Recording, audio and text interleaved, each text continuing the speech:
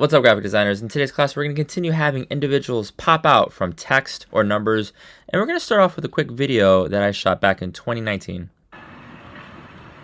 What's up, graphic designers? Photoshop is all around us, including on this visual that I just found on the floor over here on 8th Avenue on my way to the E train.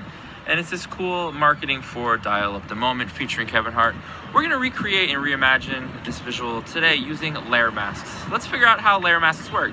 Let's talk about that. Not only are we going to do that, we're going to actually embed textures into our images themselves. So here is what I know. This is the example that we're striving for. This is the professional visual that we're going to deconstruct. And instead of dial up, maybe you want to think about rise up, look up, wake up, step up. So many options. And so this is the first draft that I did. You guys know that this class is all about experimentation. I don't love this particular draft just because the font choice I don't think is ideal. It's a fun font, but not for this particular image. And then what I did is I just found out this new font. It's called Winter Selfie. And I'm not mad about this, but what I thought might spice it up a little bit is if I added a texture. So I'm going to talk to you a little bit about how to find a texture. First, however, I really want to emphasize that it's in your own best interest to go to dafont.com, and actually I just linked all the new fonts. So this isn't by theme. This is just the most recent ones updated. And we've got some certainly some holiday ones that I suspect are quite popular. Cities at Night, super fun, as is Eating Pasta.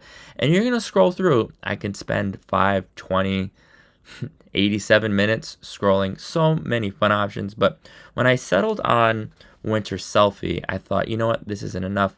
We're going to need to add some textures. How are we going to go about doing that? Well, that's a great question. The first thing that I was thinking of is having some sort of basketball court. And I'm going to grab a new one.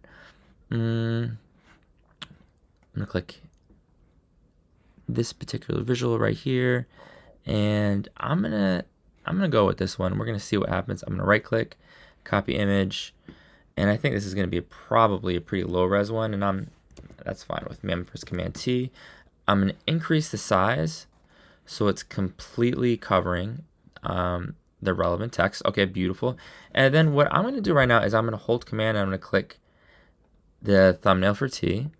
I know that when we click the layer mask, aka the Japanese flag, it's going to fill up that space.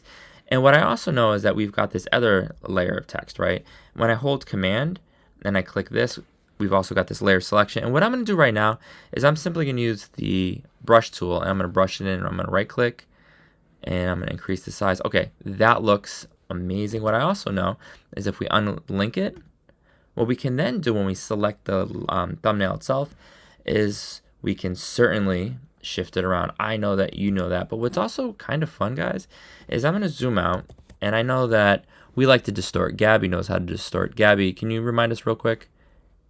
Yes, it is edit, transform, distort. What a guy. Well done. So I'm going to do this like so.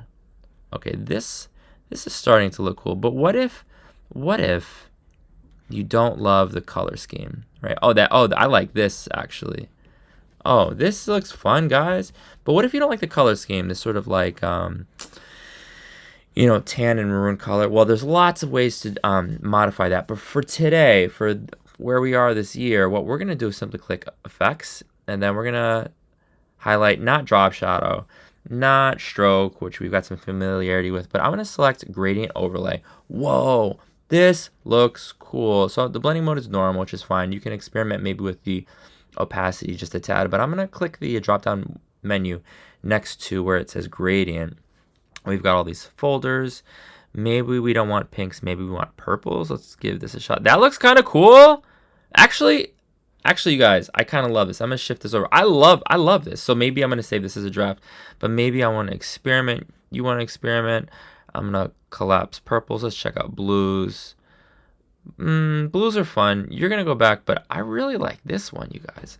And I'm going to press OK. And now all of a sudden, this looks amazing. You're going to write a little slogan in the bottom. You're going to save lots of different versions of your work. And you're going to recognize that to produce high quality work, it takes time and that you guys have to experiment. Let me know if you have any questions. Good luck.